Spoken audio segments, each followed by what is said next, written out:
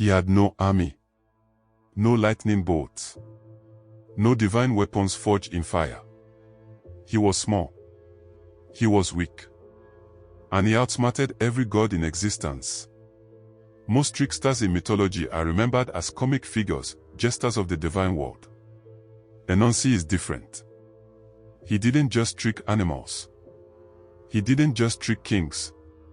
He walked up to the god who owned all the stories in the universe, looked him in the eye and said, "I want to buy them." And then he did.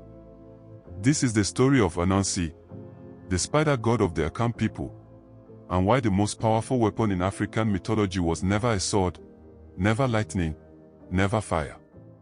It was a mind. To understand Anansi, you must first understand the people who created him.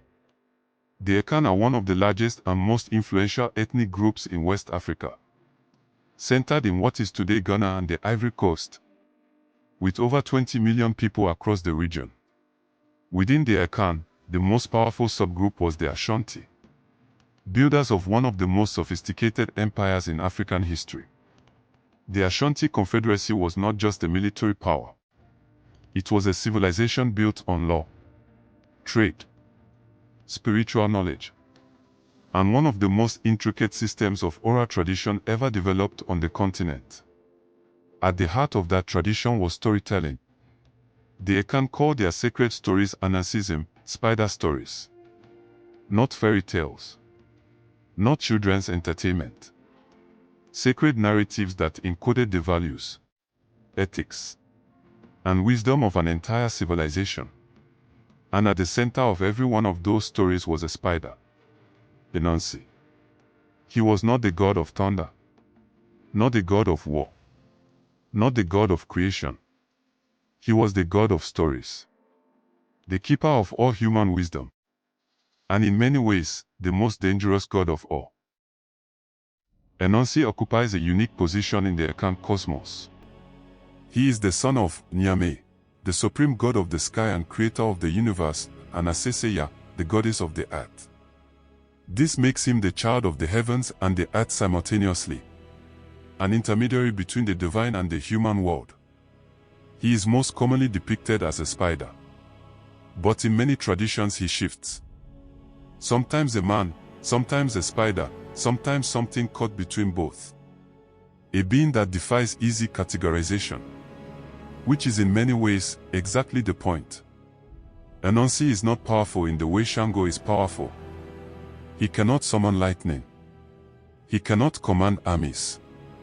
He has no throne, no palace, no crown. What he has is something far more dangerous. He sees what others miss.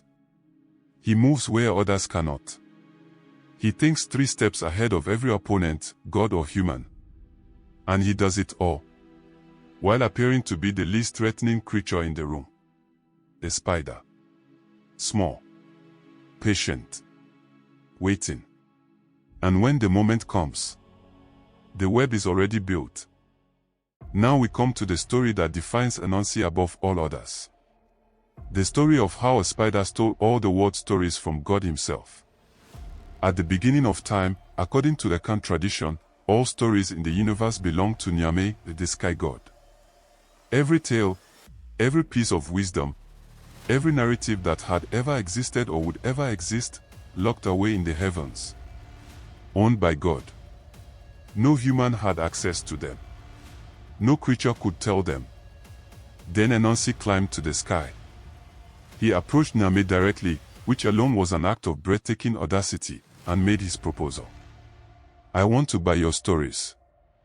Nyame was not amused.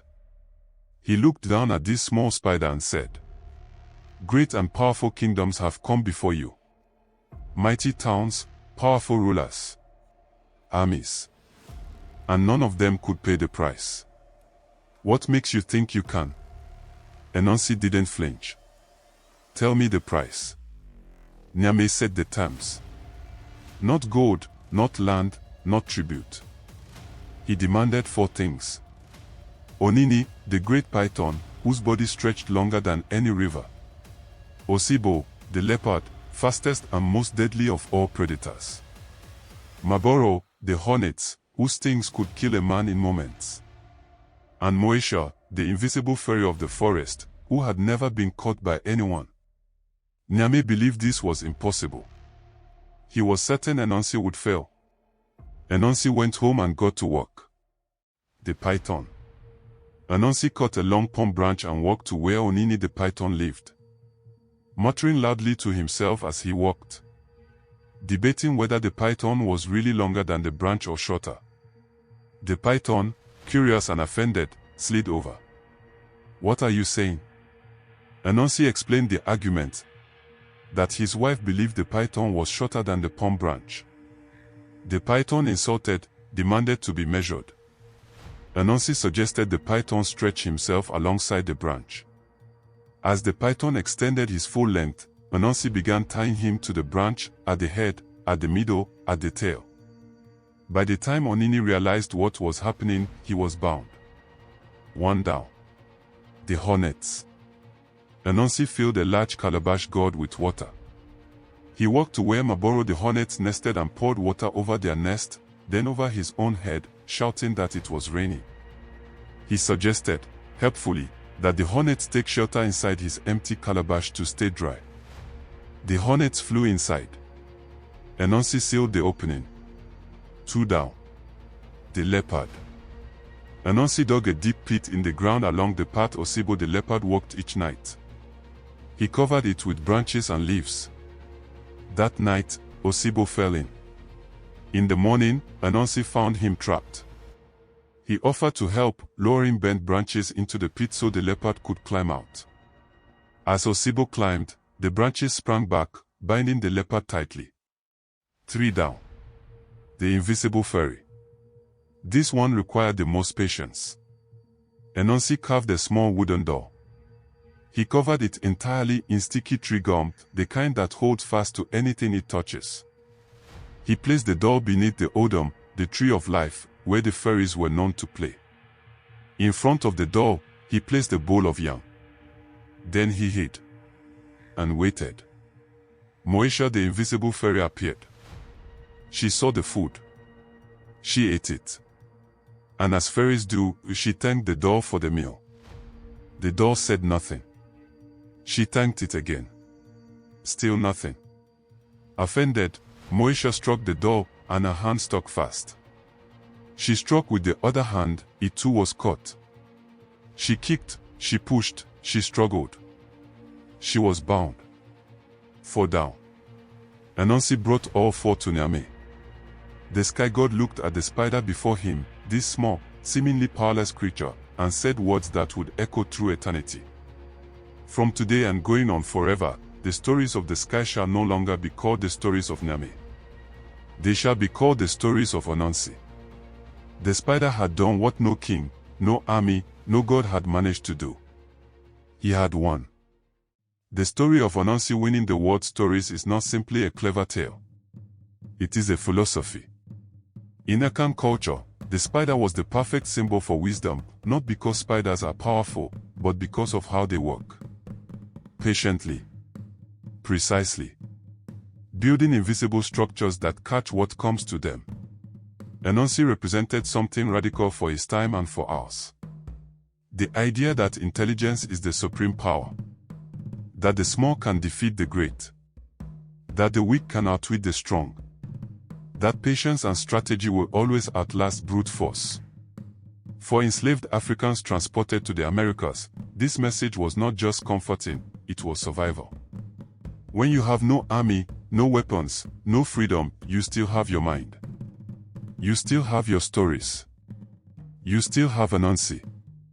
He became the symbol of resistance, of endurance, of a people who refused to be erased. When the Akan people were taken from West Africa in chains, they carried Anansi with them. In Jamaica, where the largest concentration of enslaved Ashanti people were taken, Anansi became Anansi. His stories were told in secret, encoded in the patois of the islands, hidden in plain sight from those who would destroy them. In Haiti, he entered the tradition of Vodou. In Suriname, he became Bo Anansi. In the southern United States, so far from Ghana that his name was barely recognizable, he became Anansi. In Curaçao and Aruba, Kompananzi. Different names. Different accents. Different islands. The same spider. The same stories. Today, Anansi lives in places his creators could never have imagined. Neil Gaiman's novel American Gods features him as Mr. Anansi. A sharp-tongued, sharp-dressed man who understands power better than anyone in the room. His stories appear in children's books, comic books, television series, and academic papers. But long before any of that, he lived in the mouths of elders who gathered children around fires in the dark and said, "Listen, I have a story." And the story always began with a spider. Anansi did not survive because he was powerful. He survived because he was necessary. Every civilization that has ever faced oppression needs a figure who proves that power is not the only path. That the clever can survive where the strong cannot. That a story, told in secret, passed from mouth to ear in the dark, is a weapon that no empire can destroy. The spider is still spinning. The web is still there. And if you look closely enough, the stories were never lost. If you want to go deeper into the gods, tricksters, and legends Africa never forgot, subscribe. New video every week. We are just getting started.